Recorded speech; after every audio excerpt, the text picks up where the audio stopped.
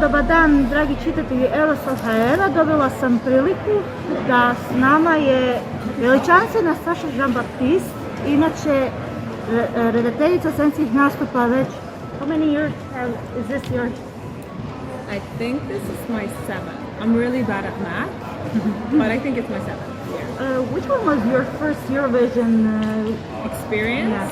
I actually did a performance back in 2011, but I would say 15 was my full-on experience. That was with Nina Subladi, Warrior. Oh. Yeah, Warrior. Absolutely. She was so cool. She was so like dark. Yes. Yeah. You had this year three-stage act. Yeah. Was it difficult to? Is it difficult to do a lot of stage acts for only 1 year? You mean if it's difficult to have more than one? Yes. No, because this is what I do. Like, I have a production company and I design performances for artists. I do seasons like Idol and Melodifestivalen, and I also create tours. So I work a lot. So only having one is like, it's not a big thing. But Eurovision is so big when it comes it's the biggest stage. For an artist, it's their biggest moment. So of course it takes time to, you want to gather all of that so you are humble and understand that this is huge. So I want to now get into your head. How do you do a stage act? Okay. Now we're talking about something else. Yeah. So for me it's important to listen to the song maybe 1,000 times. I listen to the beginning of the song. This is going to sound really weird, but I listen to the song, full song, and then I listen to the beginning, because I feel if I don't have the feeling within the first 10 seconds, I'm not there, if you know what I mean. Like, I need to find it, and then I need to what happens when the chorus gets in? Where am I emotionally? So I start listening to the song 1,000 times, and then I start building the idea in my head, and I build it already with the camera language, the lights, the LED and stuff like that. So there are a lot of talkings about technical difficulties this year. Yeah. About the sound. So how much did it affect your act? To be transparent, a lot. Not with all of my 3 countries, but at least with one. And I also come from production world, so I fully respect that sometimes you need to take tough decisions. It was a decision that left us a bit shaky, but I think we managed it. So I think we got around it very, very good. But it was a last minute, what do we do? We have Sheldon Stairs, we have Cornelia's son. What for you means, for instance, Cornelia's rounding son again, yes. And the Sheldon Stairs. So what does it mean? Yeah. So I think for Sheldon, I think that one I can talk more deep about, because Sheldon has this great story. His life is very interesting. The song is interesting, and it is a staircase that it looks like rough concrete, like it's been there for ages, and he's standing there in a very beautiful, pure dress, so it's a contrast. Now, he has 2 different ways to go, right? The stairs are open, so he has choices where he could go, and then we fold them together, and we create a mountain for him to climb to the top. And Cornelia is very conceptual herself. She's a great creative artist. So this idea with the round thing around her, framing her, came from her when we were talking about it. It came from her idea of wanting something, and if we wanted to keep it very analog, very, pure and musician-wise, so it's clean and it's simple and it's simple. But with stage acting, do you also take into consideration also the outfits of the outfits? Yeah. Sure thing. The outfits, the hair color, the hair, the nail polish, the jewelry, the eyeshadow, everything. Yeah, I remember. I remember one story that when you did Eleni Fureiro's act, you said to one of the dancers, I think that I sprayed her. Yeah, sprayed her black haired.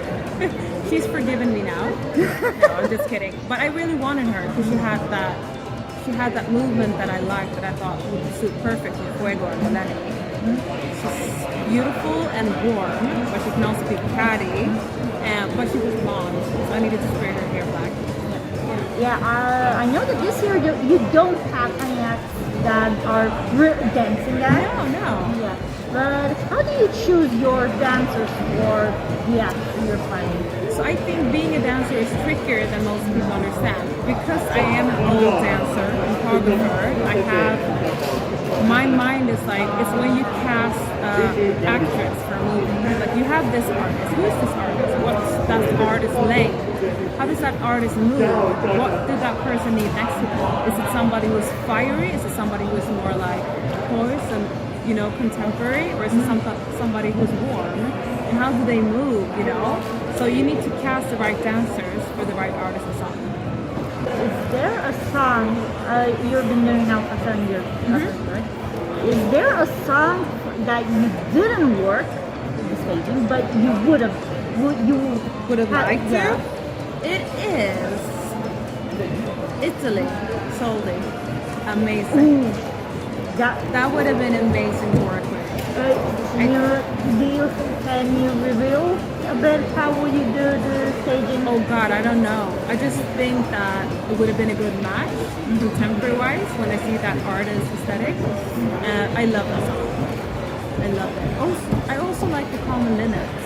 You remember that? Oh my God, yeah. One of my favorite ones as well. Like I really enjoyed it, and I think they had a beautiful staging. But I think Soldi would have been one I would have loved to work on because I think it's such a cool song and artist. This year you're also Melody Festivalen's one of the main stage actors. Is it difficult to do every year 28 different acts with different ideas and different colors and so on? No, I would say no. It's just fun. And I also do like referencing to TV shows. I do like Idol, and I produce ideas every week for all of the songs. Like I sit and then I present Monday for the full team. Like this is how it's gonna look. This is what the LEDs do. This is the prop. This is the lights. These are the costumes. And that is like maybe 12 songs every week. So I'm kind of used to the tempo. Like I'm used to being quick. But Melody Festivalen is a little bit more like Eurovision. It is to be able to be part of Melody Festivalen for Swedish artists is huge.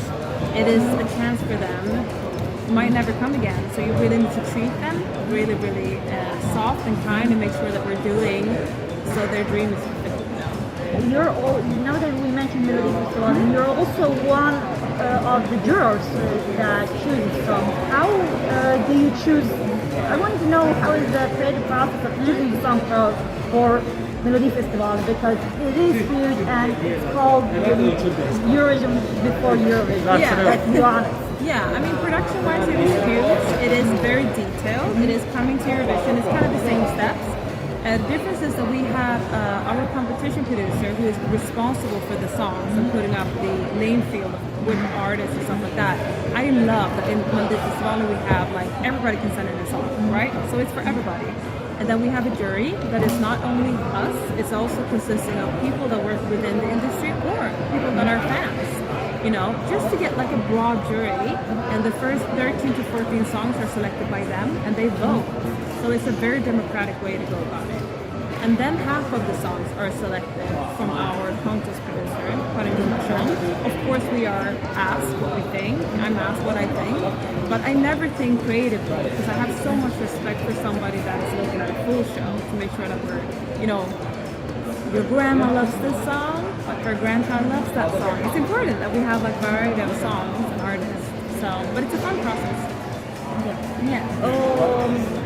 Well, you mentioned you're from 2015 here on Eurovision, and Croatia returned to Eurovision in 2016. Do you know maybe some Croatian songs before I ask this question? If I know of Croatian entries out from Eurovision. I'm really bad at, and this is not me being rude, it's just that I'm really bad at looking at Eurovision songs before I get to Eurovision because I want to keep my head open. So I never listen to songs because then I think I would get like, I need to focus on the ones I have in my mind. So I don't know so much, but please teach me. No, I wanted to ask you if there is a Croatian Eurovision entry from 2016 until 2022. You wanted to stay, I could have staged like this way or that way? Not that I know of, but now when you ask me, I'm gonna go to my hotel room tonight. I'm gonna Google it because I need to watch them. Now I need to see all the performances to see what I've missed. What could I have done? But I mean, you always have good entries, right? Well, we didn't qualify since 2018. So. No, but I think like, I don't know. I think, of course, this is a competition. I know it's like the Olympics for singers, but I also think like, I always tell my artists that I work with, like the first time I meet them, like I'm doing this for you and for your song. Like, I know it's a competition, but we're not going to change anything just to win or be better off. We're going to stay true to your song. And I have a saying, my artists are always going to be like, nagging. You need to walk on stage happy and proud, off stage happy and proud. I want them to look at it in 10 years and be like, wow, that was really good. I don't ever want to compromise, you know, so they feel like they changed just because of competition. And if it goes well, it goes well. I think I came third 1 year, fourth 1 year, and I came second 2 years. Because you never know, like it's, and yeah. Now that you mentioned, which you did a lot of performances since then, but which one was the most you were proud of? Oh, all of them. I can't choose one. All of them. I also evolve. Like I'm also getting older and getting new inputs and stuff like that. So I could never choose. I'm so proud to be part of an artist's journey of Eurovision, and so I love all of them. All of them? Yeah, I do. Like I really love all of them. Everything from John Tears to like building this insane prop that I designed in Sweden with a production team saying that's never gonna go. I'm like, yes, it will work out. To Fuego, that you know, with all the dancing and hair flipping and doing that choreography. That's so much fun doing it. It's just so many different acts that I love that I work with, and I miss them all. Like the artists, I really like them. Oh, you're still in contact with some of your artists? Yeah, sure thing. I got a text from one of them now when this is gonna start saying like, oh God, I miss you. I wish, you know, I remember our time together. Because you get to know a person so deep, and I cherish their friendship, you know? Yeah. I would really like to thank you for this interview, and I wish you good luck to all of your acts this year. Thank you. This is lovely. Thanks for having me. Okay.